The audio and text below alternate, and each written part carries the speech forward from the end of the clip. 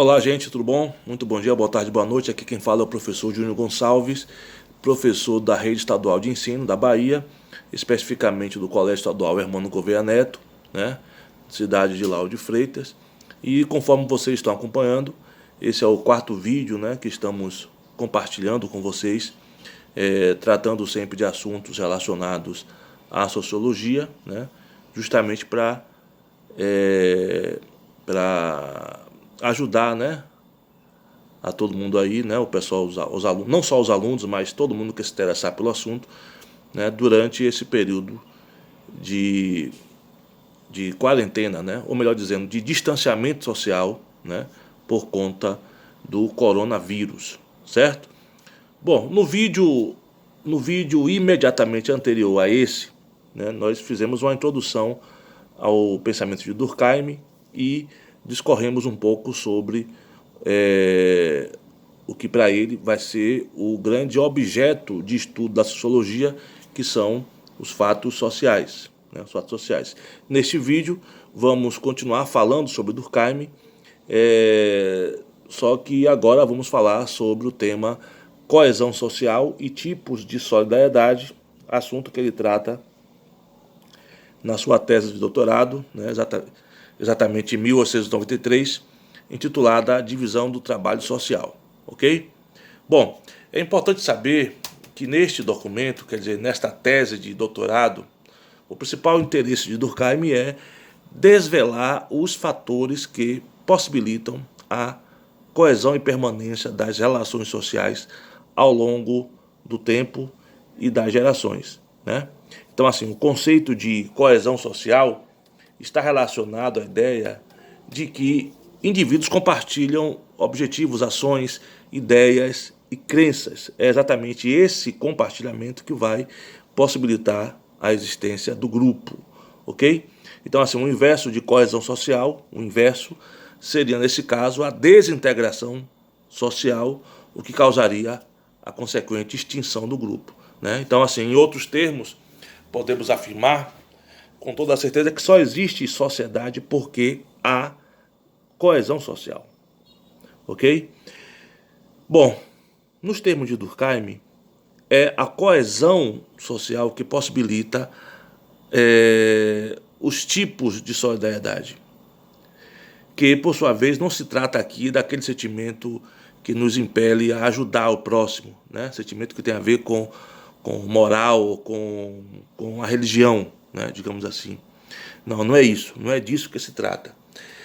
Se queremos mergulhar no pensamento de Durkheim acerca desse tema, né, do tema coesão social e tipo de solidariedade, né, então temos que entender que a solidariedade, né, tem a ver, nesse caso aqui, com a forma de organização da sociedade, ou seja, uma socialização, um grau de consenso produzido entre os indivíduos e, mais do que isso, a interdependência entre eles, né?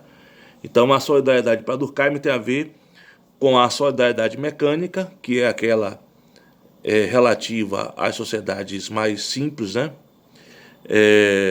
E a solidariedade orgânica, que é aquela relativa às sociedades mais complexas, né? Então, como é que podemos detalhar isso, né?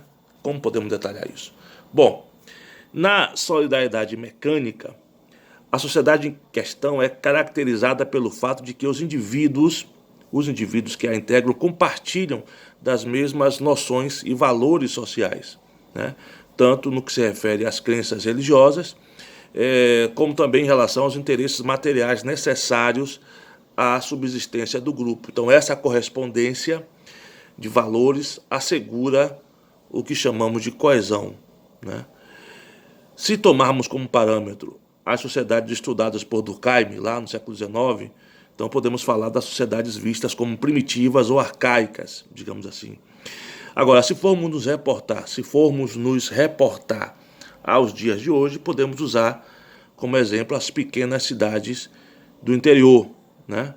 Onde praticamente todo mundo se conhece e onde, em muitos casos, né, os moradores fazem parte quase que da mesma família, né? Ou das poucas famílias existentes, né, nessas localidades, né? Então, nesse caso aqui, em se tratando de solidariedade mecânica, né? Aquela solidariedade relativa às sociedades mais simples, há uma exposição maior, né? E mais facilmente visível da coesão social, e também vai existir a consciência coletiva se manifestando mais claramente, né? Ok? Então, essa é a solidariedade mecânica. No caso da solidariedade orgânica, né? O que é que podemos estar dizendo sobre isso? No caso da solidariedade orgânica, pelo fato de ser característica das sociedades mais complexas, né? E aí é importante se atentar que essa tese foi produzida no século XIX, né? Quer dizer, auge da segunda fase da Revolução Industrial e suas consequências, como, por exemplo, a urbanização cada vez mais crescente, né? E também crescente a necessidade das pessoas desenvolverem habilidades profissionais específicas, né? Então, a constatação da coesão social não salta aos olhos, né? E não é tão explícita assim como é o caso da sociedade, da solidariedade mecânica. Mas isso não quer dizer que não exista a coesão social, né?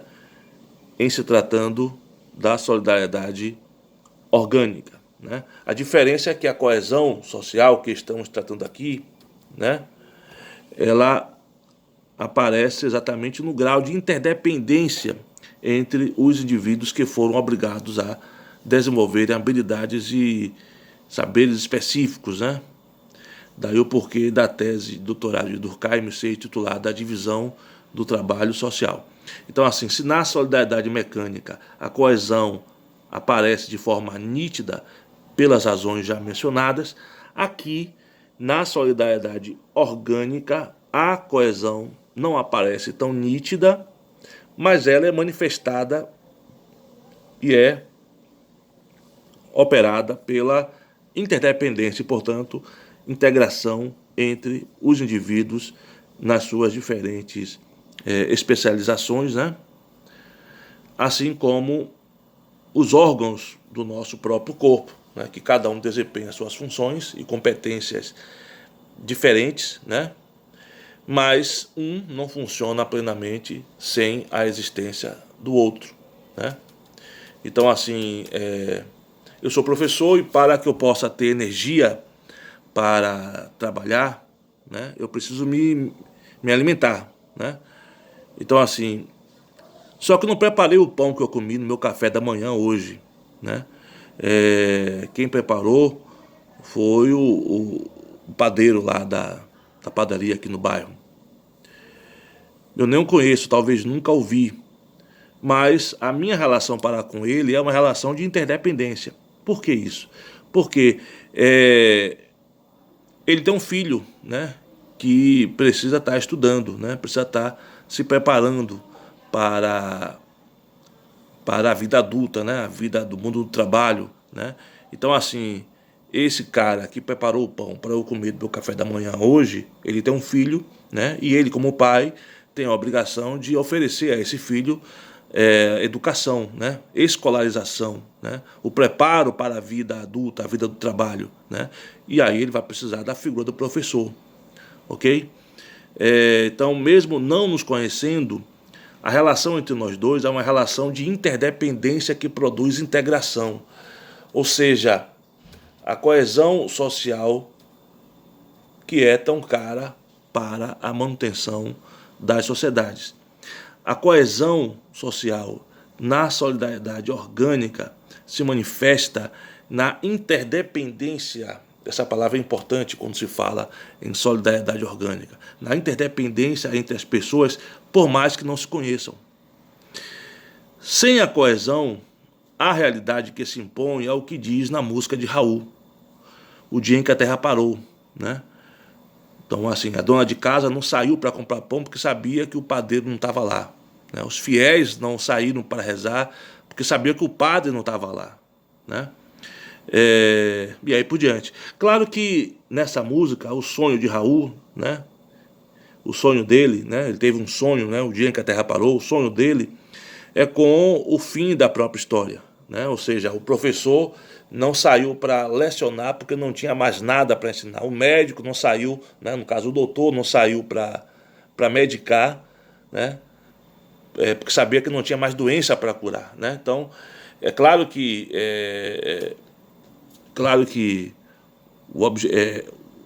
no caso o objetivo de Raul, né?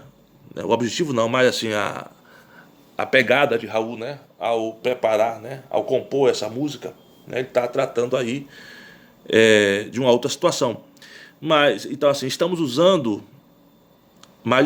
essa música de Raul como exemplo, né, justamente para deixar claro o quanto dependemos um do outro, né, uns dos outros, né, ainda que não tenhamos entre nós laços de amizade, de amor, né, intimidade, etc.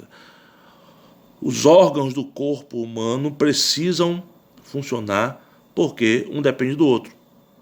Se um órgão do corpo humano não funciona em sua plenitude, isso vai comprometer a curto, médio e longo prazo os demais órgãos do corpo humano. A mesma coisa acontece com os indivíduos dentro do contexto da solidariedade orgânica. Vocês lembram de 2018, né? Lembram da greve de caminhoneiros? Lembram da dificuldade de achar combustível nos postos de gasolina, né, e do medo que a população teve de haver desabastecimento em geral? Pois é, o mesmo medo que aconteceu em 2018 se repete agora. Só que agora não se trata mais de uma greve, né? A greve de uma corporação que afeta todo o restante da sociedade. Agora se trata de uma pandemia que afeta o planeta, sobre a qual não foi ainda descoberta uma cura, né? Não tendo a cura, a melhor forma de se combater é evitar a contaminação. Daí o porquê da campanha a nível planetário do chamado distanciamento social, ou seja, não ir para a rua, ficar em casa. A quarentena, no caso, é obrigatória para as pessoas que tiveram contato com outras pessoas que foram contaminadas. O isolamento social é obrigatório para quem já está contaminado, né? Então, o distanciamento social, essa sim, né, acaba sendo a medida preventiva para que as pessoas não contraiam o Covid. Só que assim, se eu ficar em casa, eu não vou continuar prestando os meus serviços, né, para os demais. E eu também não vou usufruir dos bens e serviços que são oferecidos a mim. Por duas razões. Primeiro, porque eu estou em casa, em distanciamento social. Segundo, porque eu estou sem grana, porque eu ganho se eu trabalhar. Aliás, esse é o drama vivido não só pelos trabalhadores informais, né?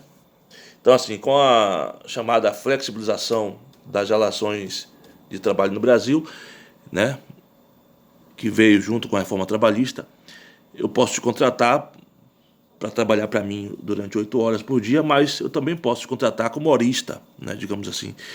Eu posso te contratar pagando somente pela sua produção, né? Enfim, o acordado na relação capital-trabalho, ou seja, o acordado na relação patrão-empregado, está acima do legislado, né?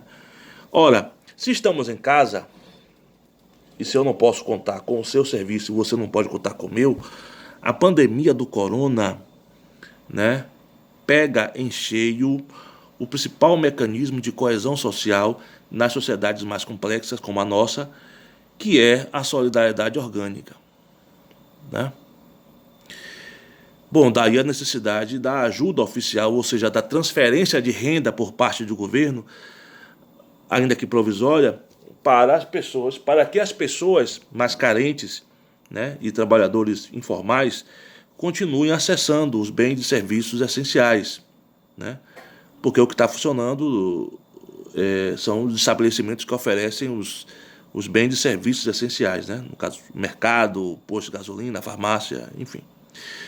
Mas, veja só, entre a opinião de um lunático, né, e a opinião da Organização Mundial de Saúde, eu vou preferir ficar com a opinião de quem estudou para isso, né? É melhor deixar de lado o lunático sentado na sua poltrona com a faixa presidencial e seguir a recomendação dos adultos, né?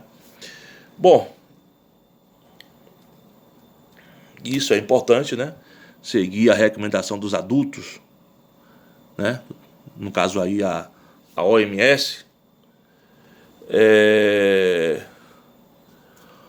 porque a conta vai ser mais cara amanhã, né? Quando passar a pandemia, se não tiver gente viva para salvar a economia, né?